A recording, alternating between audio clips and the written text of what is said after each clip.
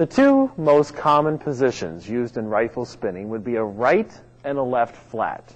Basically, every technical exercise starts from a right and left flat. Let's talk about what makes up a right and a left flat.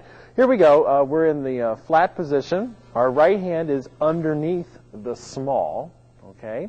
Michelle's thumb, if we can look behind here, is flat across the back. Okay.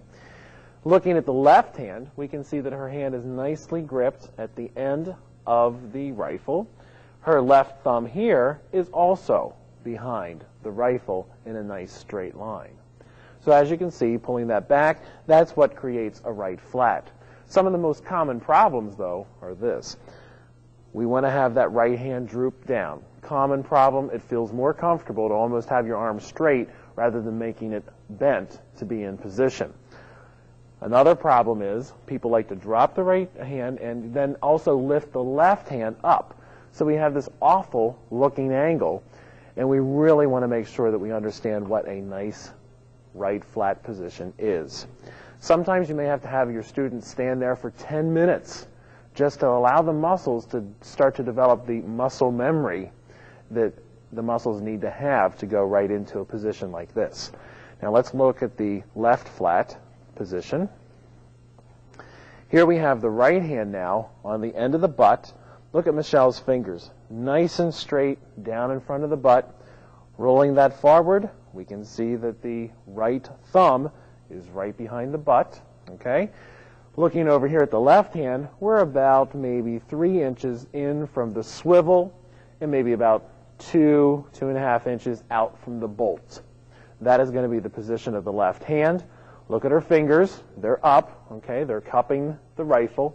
In addition to, look at that thumb, straight behind. I have another little piece of information that I use sometimes in teaching, is that I want you to think about your hand like a canal, that we could send boats down through it and water and everything like that.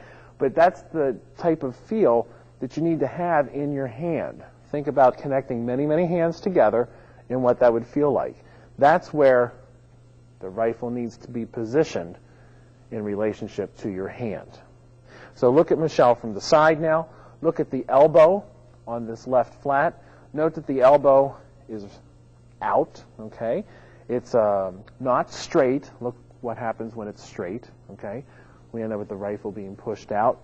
If we can go to a right flat, note here the elbow is attached to the hip.